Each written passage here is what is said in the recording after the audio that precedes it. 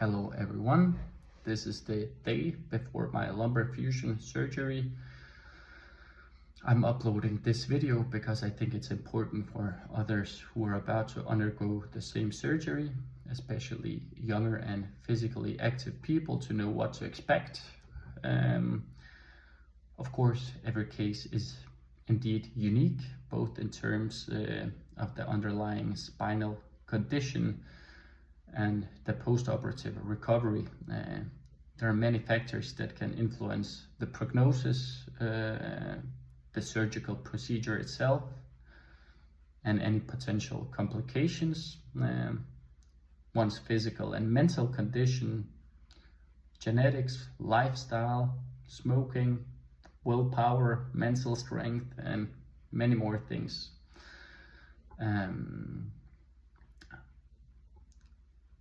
I can see that there's a lot of videos like this on YouTube where people have posted their recovery videos, and there is probably a over-representation of bad experiences, and it's probably because we are like that as human beings that we have a greater tendency to make videos or complain or inform people about things if it does not go as expected.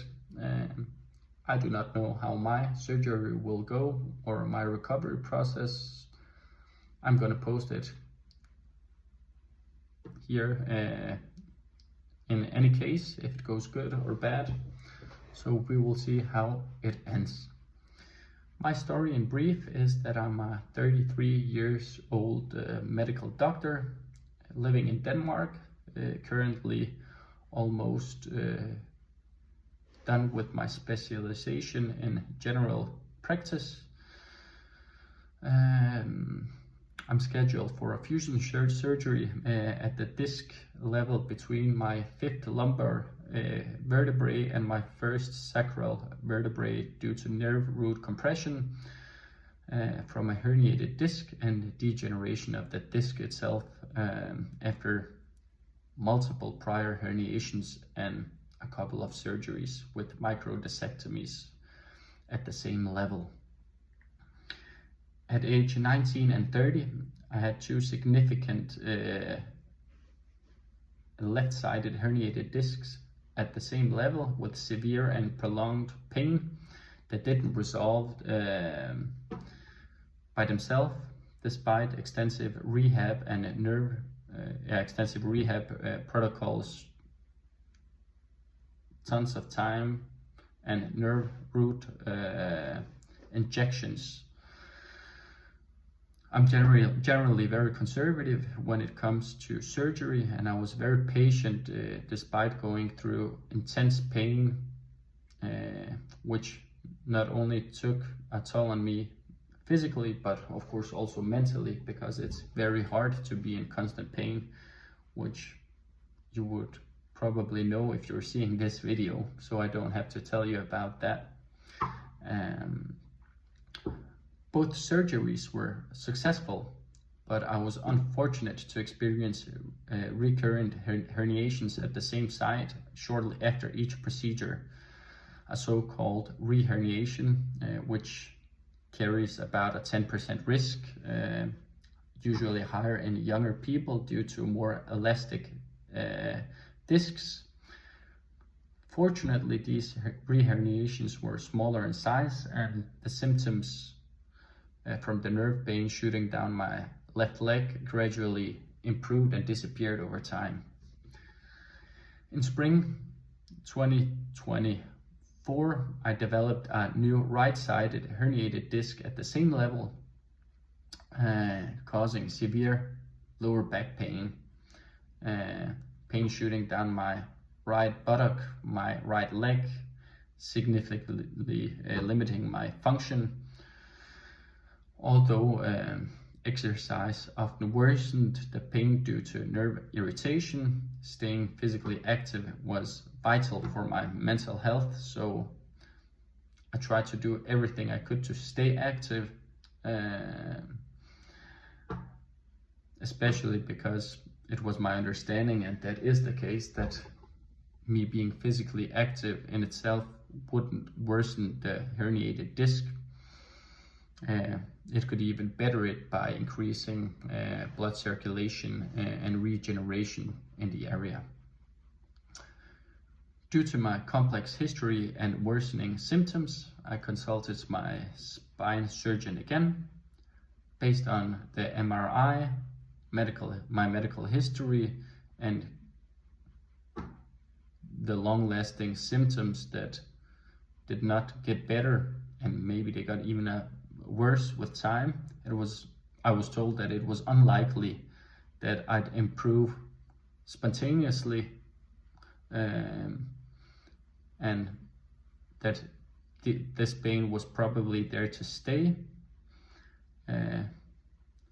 Given the severe disc degeneration, simple removal of the herniation material with a microdiscectomy wasn't advised because they believed that it would just pop out again.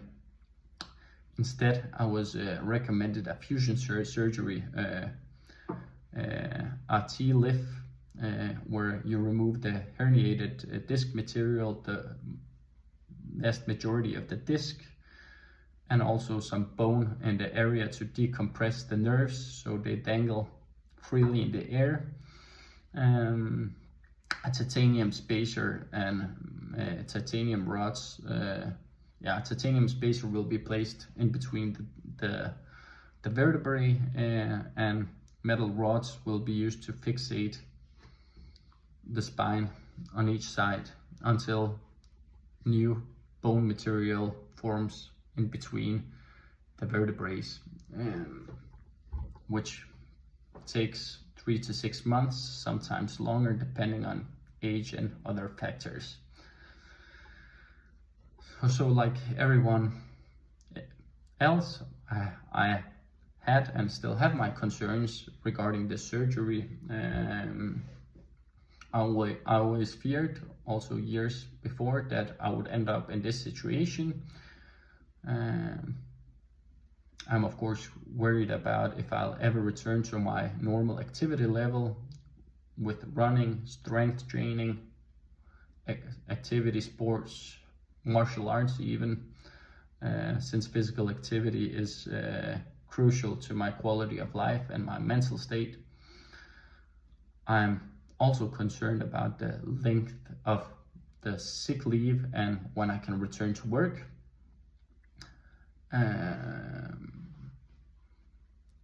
I've seen what different places, different hospitals recommend in Denmark regarding the sick leave, and there's great variation. Some say 6 weeks, some say 3 to 6 months, depending on what your job is.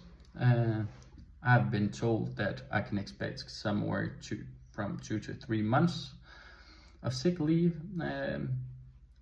They're quite optimistic with me because I'm young, I don't smoke, I'm relatively physically strong and in good shape. So they think I could be back to running in 3 to 4 months time. So that would be great because I haven't been able to run the last couple of years. I've also read about the risk of adjacent segment disease, where the disc above the fused segment degenerates over time due to increased load at disc level. And this is what has been worrying both for doctors and also patients previously, because some people thought that if we start fusing at one level, it will just continue on with new fusions in their segments above. I've read the literature in this area, and I found that there's a risk about 5 to 10% higher than the general population of degenerative disc disease in the segment above, which I find acceptable, especially since my other discs are healthy and I plan to strengthen my core and minimize the risk of further degeneration maximally. But of course, there's also a great genetic component in this, which I cannot control. And maybe I'm just going to be unlucky with a shitty back in the future. I don't know. One of the hardest things for me will not be not being able to carry my 11-month-old daughter for a few months. The rehab guidelines advise me not to carry anything heavier than 5 kilograms or about 10-11 pounds for 3 months, which I find quite aggressive. I've talked with my spinal surgeon about this, and they also find it, in my case, maybe a bit exaggerated or too cautious, because it's an arbitrary number for what is 5 kilograms for me and what is it for a elderly woman who gets the same surgery. It will of course not be the same lift. It will not strain the back equally for me and her. So it's easier to be too cautious when you write these guidelines than to be too reckless, I guess. So I plan, at least for 1 month, to be very rigorous when it comes to not lifting anything heavy, including my daughter. And then we'll see after 1 to 2 months what I find heavy and what I can lift with good lifting technique, carrying it close to the body and lifting with my legs without bending in the back, which I will not be able to do for the next 3 months. In conclusion, I look forward to being on the other side of the surgery and recovery with hope for gradual improvement. I know there will be days filled with pain and frustration already beginning from tomorrow, and I will just do my best to stay positive, keep physically active within my limits, walk a lot, and use my time off to focus on personal and professional interests, which I haven't had the time to dig into previously with kids' work and everything else. It will not be easy, and it will also take a toll on my wife, which will have to be there extra, not only for me, but also for herself and her daughter. So I hope everything goes fine and that I will be back as strong as before, and without pain. I plan to provide you with regular updates, weekly or monthly, to show you how things progress. Wish me good luck.